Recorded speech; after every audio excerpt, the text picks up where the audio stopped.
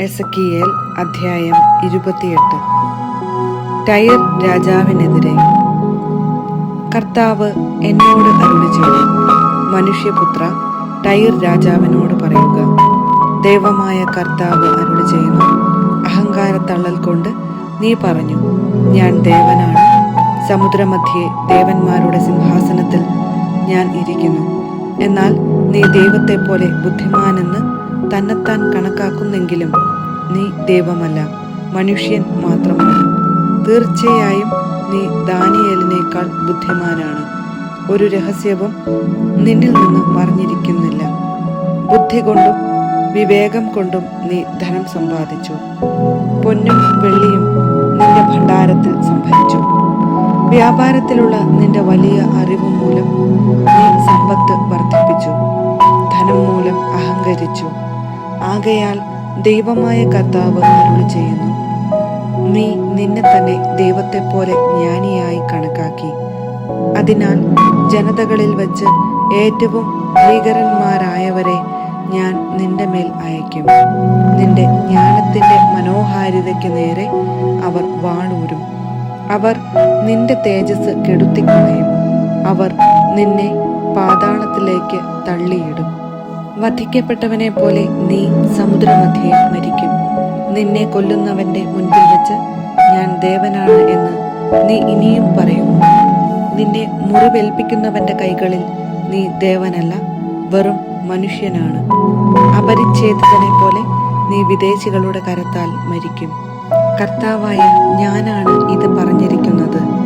കർത്താവ് എന്നോട് അരുളിച്ചെയ്തു, മനുഷ്യപുത്ര, ടയർ രാജാവിനെ കുറിച്ച് ഒരു വിലാപഗാനം ആലപിക്കുക.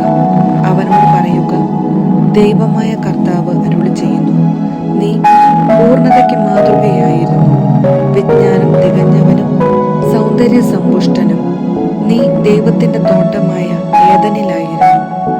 മാണിക്യം, പുഷ്യരാഗം, സൂര്യകാന്തം, പത്മരാഗം, ചന്ദ്രകാന്തം, ഗോമേതകം, ഇന്ദ്രനീലം, വൈഡൂര്യം, മരതകം എന്നിവ നിന്നെ പൊതിഞ്ഞിരുന്നു.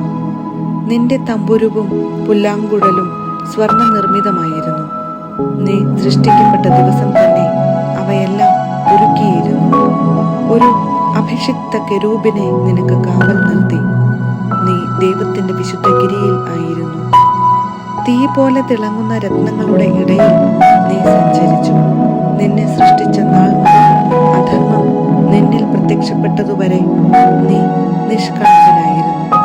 വ്യാപാരത്തിന്റെ പെരുപ്പത്തിൽ അക്രമവും പാപവും നിന്നിൽ നിറഞ്ഞു. അതുകൊണ്ട് ദൈവത്തിന്റെ ഗിരിയിൽ നിന്ന് നിന്നെ ഞാൻ അശുദ്ധ വസ്തുവായി ദൂരെ എറിഞ്ഞു. നിനക്ക് കാവൽ നിന്ന കെരൂബ് തിളങ്ങുന്ന രത്നങ്ങളുടെ ഇടയിൽ നിന്ന് നിന്നെ ആട്ടിപ്പുറത്താക്കി. നിന്റെ സൗന്ദര്യത്തിൽ നീ അഹങ്കരിച്ചു. നിന്റെ മഹിമയ്ക്കായി ജ്ഞാനത്തെ നീ ദുരുപയോഗപ്പെടുത്തി. നിന്നെ ഞാൻ നിലത്തെറിഞ്ഞു കളഞ്ഞു. രാജാക്കന്മാർക്ക് കണ്ടു രസിക്കാൻ നിന്നെ ഞാൻ അവരുടെ മുൻപിൽ നിർത്തി. നിന്റെ ദുഷ്കൃത്യങ്ങളുടെ ആധിക്യവും വ്യാപാരത്തിലെ അനീതിയും നിമിത്തം നിന്റെ വിശുദ്ധ സ്ഥലങ്ങൾ നീ അശുദ്ധമാക്കി. നിന്റെ മധ്യത്തിൽ നിന്ന് ഒരു അഗ്നി പുറപ്പെടുവിച്ച് എല്ലാവരും കാണുകെ ഞാൻ നിന്നെ ദഹിപ്പിച്ചു ഭസ്മമാക്കി. നിന്നെ അറിയുന്ന ജനതകൾ നിന്നെ കണ്ട് സ്തബ്ധരാകും. ഭീകരമായ അവസാനത്തിലേക്ക് നീ എത്തിയിരിക്കുന്നു. എന്നേക്കുമായി നീ ഇല്ലാതാകും. സീദോനെതിരെ. കർത്താവ് എന്നോട് അരുളിച്ചെയ്തു, മനുഷ്യപുത്ര, സീദോന് നേരെ മുഖം തിരിച്ച് അവൾക്കെതിരായി പ്രവചിക്കുക. ദൈവമായ കർത്താവ് അരുളിച്ചെയ്യുന്നു, സീദോൻ, ഇതാ ഞാൻ നിനക്കെതിരാണ്. നിന്റെ മധ്യേ ഞാൻ എൻ്റെ മഹത്വം പ്രകടിപ്പിക്കും.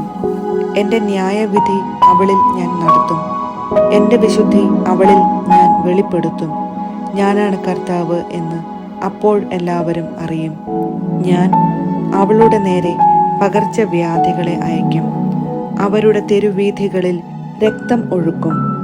ചുറ്റും നിന്ന് അവൾക്കെതിരെ വരുന്ന വാളേറ്റു മരിക്കുന്നവർ അവളുടെ മധ്യത്തിൽ വീഴും.